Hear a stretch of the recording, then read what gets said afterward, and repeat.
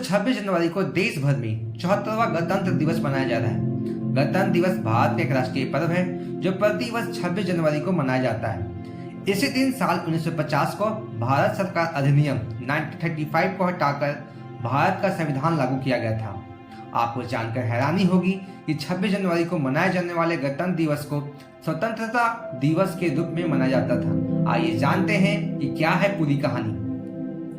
दोस्तों, भारत को आजादी भले ही 15 अगस्त 1947 की मिली, लेकिन 26 जनवरी 1950 को भारत पूर्ण गणराज्य बना।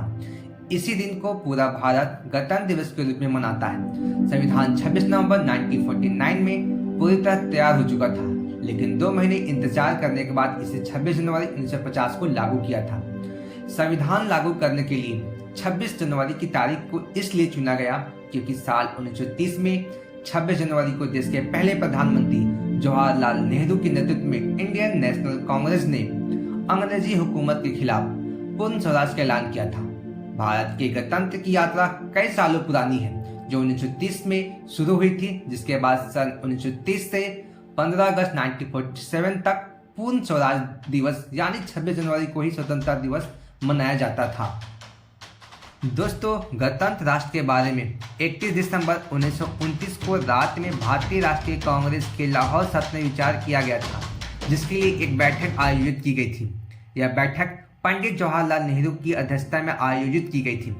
इसी बैठक में हिस्सा लेने वाले लोगों ने पहले 26 जनवरी को स्वतंत्रता दिवस के रूप में मनाने की शपथ ली थी, जिससे कि ब्रिटिश राज से पूर्ण स्वतंत्रता के सपने को साकार किया जा।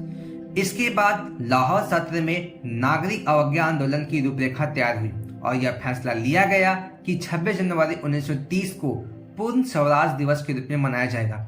वही इसी दिन देश का झंडा फहराया गया और 26 जनवरी को स्वतंत्रता दिवस मनाने की शपथ ली गई थी।